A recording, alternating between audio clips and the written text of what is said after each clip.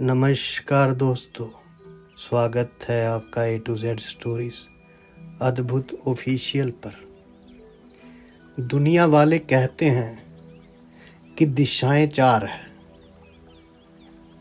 पर साधु संत फकीर कहते हैं कि दिशाएं 10 हैं। कबीर साहब कहते हैं कि 10 दिशाओं हरी जल भरा। वो कह रहे हैं कि 10 दिशाओं के बीच में परमात्मा की कृपा या परमात्मा की रहमत का जल भरपूर है। जीवन कह लो, जीवन कह लो भी एक मछली है। अब उसके हर जगह पे, उसके आसपास पानी है। समझने वाली बात है कि उसके बाहर भी पानी है और अंदर भी पानी है। अब हर तरफ जल ही जल है, पर फिर भी ये मछली कहे कि जल कहाँ है, जल कहाँ है। तो इंसान अब मछली को क्या कहेगा? समझदार कहेगा कि मूर्ख कहेगा? क्योंकि उसकी हर जगह पर उसके आसपास जल है, पर वो फिर भी कह रही है कि पानी कहाँ है। तो अब मछली पानी के अंदर होते हुए भी पानी को ना जाने तो यही कहेंगे कि मछली ना समझ है। लेकिन उसको तब करने की ज़रूरत है और यकीन करने की ज़रूरत है कि जहाँ मैं बस रही हूँ वहाँ जल है। इसी तरह कबीर साहब बता रहे हैं कि 10 दिशाओं में हरी जल भरा, कि परमात्मा हमारे अंदर भी है, परमात्मा हमारे बाहर भी है। वो कहते हैं कि एक भी जगह ऐसी नहीं है जहां हरि, वो ईश्वर, वो परमात्मा नहीं है। हर जगह है। इंसान भी तो कह ही देता है ना कि पत्ते पत्ते जर्रे जर्रे में तू जलवा नुमा है, पर फिर भी इंसान की नासमझी देखो। हर जगह परमात्मा है, कण कण में वो हरि बसा है, वो रब है, हर जगह है, पर फिर भी इंसान की नासमझी देखो। इंसान कहता है रब है नहीं, प्रभु है कहाँ, परमात्मा कहाँ है। और कोई उसको पाने के लिए कहीं जा रहा है तो कोई कहीं जा रहा है। साईं, गुरु, रहबर, पीर, फकीर कहते हैं कि कोई मक्के जा रहा है तो कोई काशी जा रहा है, कोई कहीं जा रहा है तो कोई कहीं जा रहा है, कोई किसी फलाने स्थान पर जा रहा है। पर यह समझ नहीं पाता कि जो रब है सिर्फ उस स्थान में नहीं है, सिर्फ उसी स्थान में वो नहीं है, वो हर जगह है, वो हर जगह है। यहां भी वही है, वहां भी वही है। अब बात समझने की है कि अगर हम परमात्मा को हासिल करना चाहते हैं, उसको पाना चाहते हैं, तो हमें कहीं उसको खोजने जाने की जरूरत नहीं है। हमें वो युक्ति लेने की जरूरत है जिसके बारे में कबीर साहब फरमा रहे हैं कि 10 दिशा हरी जल भरा, पी न सके कोई। नीर कहते हैं परमात्मा हर जगह है, परमात्मा रूपी जल जो है। पर कमाल की बात है कि फिर भी लोग प्यासे हैं, फिर भी लोग प्यासे हैं बाबा जी। फिर भी लोग तड़प रहे हैं, फिर भी लोग कह रहे हैं कि मुझे परमात्मा का दर्शन नहीं हो रहा, मेरी जिंदगी में इतनी परेशानियां हैं, तंगियां क्यों हैं। किस तरह इंसान दुखों में तड़प रहा है।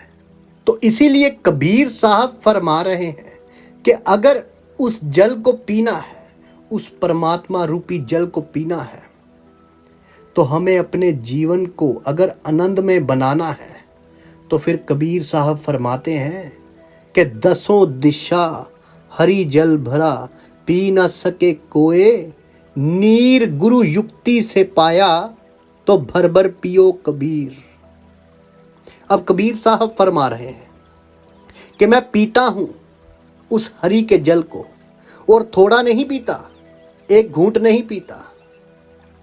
गुरु युक्ति से पाया है, वो कह रहे हैं कि गुरु युक्ति से पाया है, मुर्शद ने मिला दिया है। गुरु युक्ति से पाया तो भर भर पियो। कबीर कहते हैं मैं तो इस तरह पीता हूं जैसे इंसान को प्यास लगी है। अब प्यास तो उसकी बहुत ज्यादा है लेकिन पानी थोड़ा है।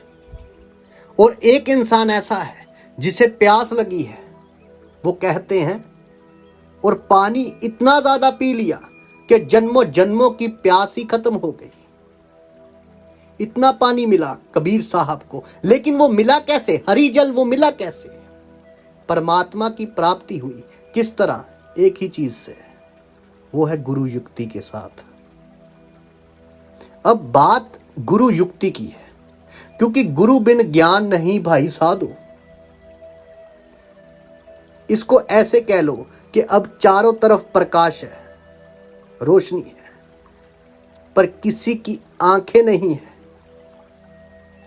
तो कोई देख नहीं सकता।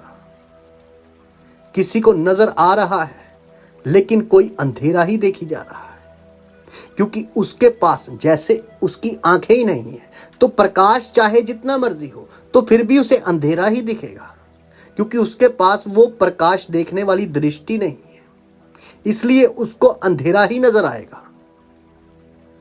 तो अब यहां वो इंसान कहे कि मैं सूरज की तलाश में जंगल चला जाऊं या मैं सूरज की तलाश में पहाड़ों पे चला जाऊं, तो जहां मर्जी चला जाए तुझे सूरज नजर नहीं आएगा, क्योंकि आंखें ही नहीं है।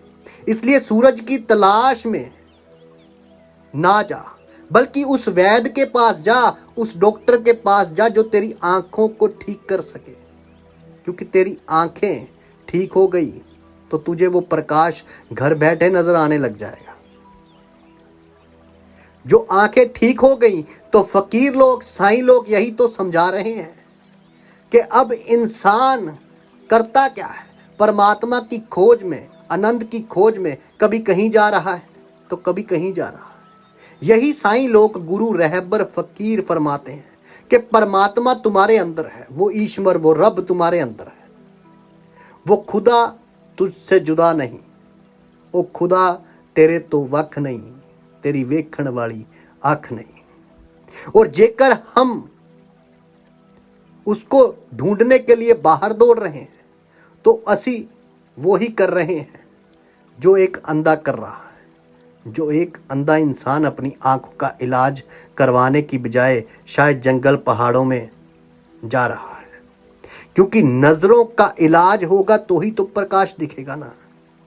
इसीलिए यदि हमारी वो दिव्य दृष्टि खुलेगी तो ही तो वो प्रकाश दिखेगा ना। इसलिए गुरु युक्ति ते पाया तो भर भर पियो कबीर। तो कबीर जी कह रहे हैं कि जब मैंने गुरु युक्ति मिली मुझे तो मैंने उस आनंद को पा लिया, फिर मेरी जन्मों जन्मों की प्यास खत्म हो गई, मेरी जन्मों जन्मों की प्यास खत्म हो गई।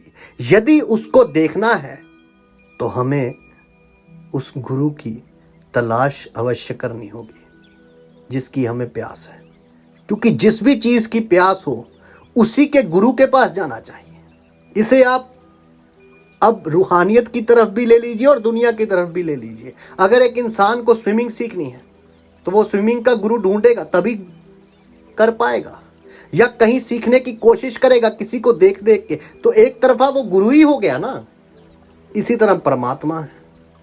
साईं लोग ये गुरु, रहबर, पीर, फकीर फरमाते हैं कि अगर उसको देखना है तो उसी के ही प्यारे के पास जाना होगा, उसी के ही प्रेम के पास जाना होगा जिसमें वो भर भर कर प्रेम हो, जिसने वो हरी जल जो 10 दिशाओं में है जो उसने पी रखा है। साधु, संत, फकीर, गुरु, रहबरों की सदा ही जय जयकार। धन्यवाद दोस्तों।